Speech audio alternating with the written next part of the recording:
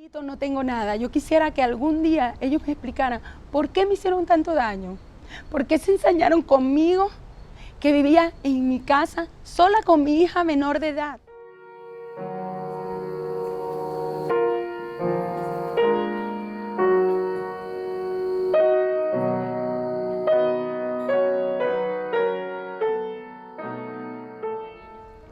En el momento que nos fuimos, que me sacaban de mi casa, del apartamento, ellos todos se abocaron a mí. Todos levantaron las armas y las armaron para sacarme de allí. De verdad, no me dio tiempo. Lo último que le dije a mi niña fue que yo regresaba a las 9, que no olvidara que ella era una guerrera y las guerreras no se daban por vencidas. Y ella quedó llorando allí, ya no supe más nada de ella. Primero me tuvieron me metieron en una oficina, me llevaron me presentaron frente a un señor y me dijeron, ¿lo conoce? Como no lo conocía, le dije que no lo conocía.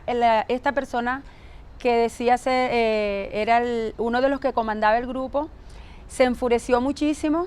Después de allí me llevaron para un lugar, para otro salón, y allí comenzaron a decirme, esto es lo que a mostrarme videos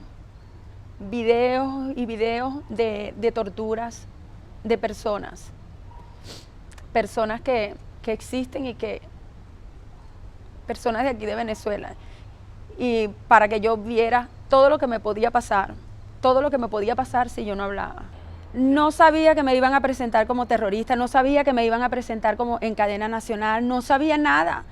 Allí sí sentí miedo, allí me sentí perdida, allí sentí que no iba a salir de ese lugar así. Hasta el 30 de abril estuve en el sótano del Báez. Allí fue pura tortura psicológica porque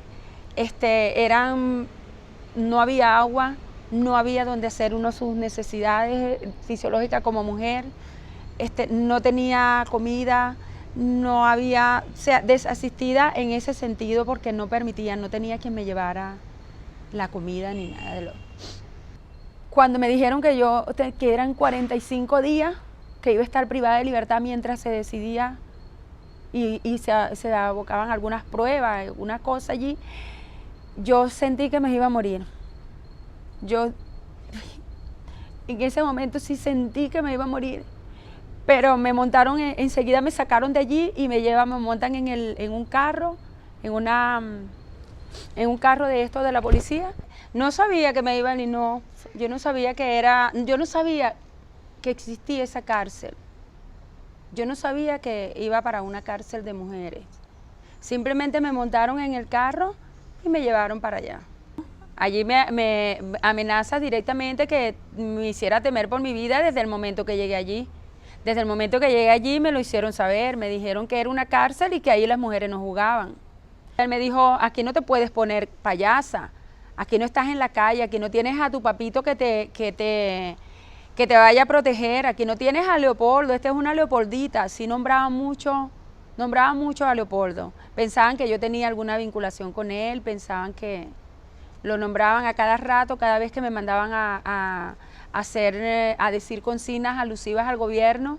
Mira, no vas a decir hazlo por tu Leopoldito, anda Leopoldita, o sea, cosas como que tratando de humillar. Me torturaban horrible, me amarraron por una pierna.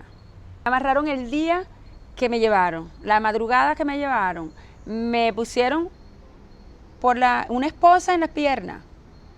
Y entonces pretendían que yo caminara una cosa que ellos le dicen pollito, con las dos piernas amarradas.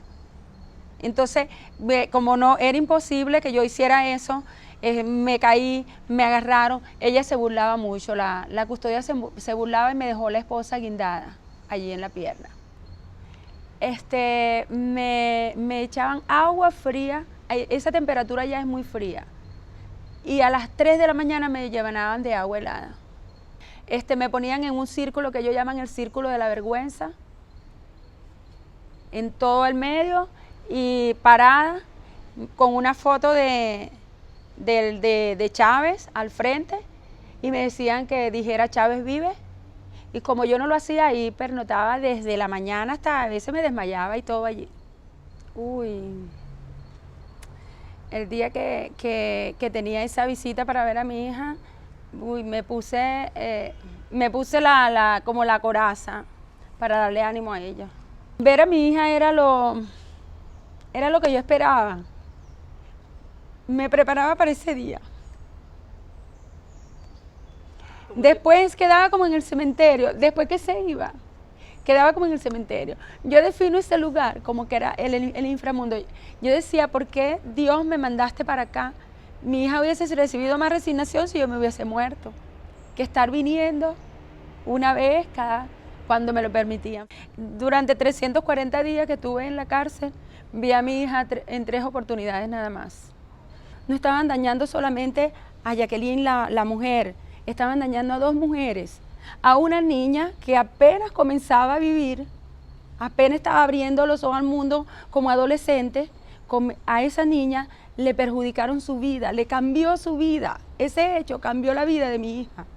Ese hecho, nunca más ella podrá ser la niña adolescente esa alegre, que vivía, que eso, ni porque yo la llevé a 10.000 psicólogos. Yo supe de mi caso y de mi expediente después que salí de prisión. Jacqueline en libertad comenzó otro calvario.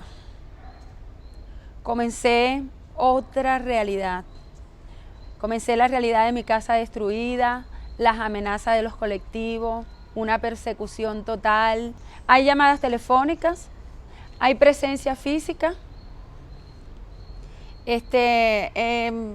La presencia física es más aterrorizada que la llamada telefónica. ¿Tú sabes lo que es que te toquen tu puerta a una hora, a las 9 de la mañana, a la hora que yo le provoque, y entonces te encuentras con una persona desconocida para ti y te mire la cara y te diga, te estás portando bien, y se vaya, sin decirte más nada? Somos el pilar.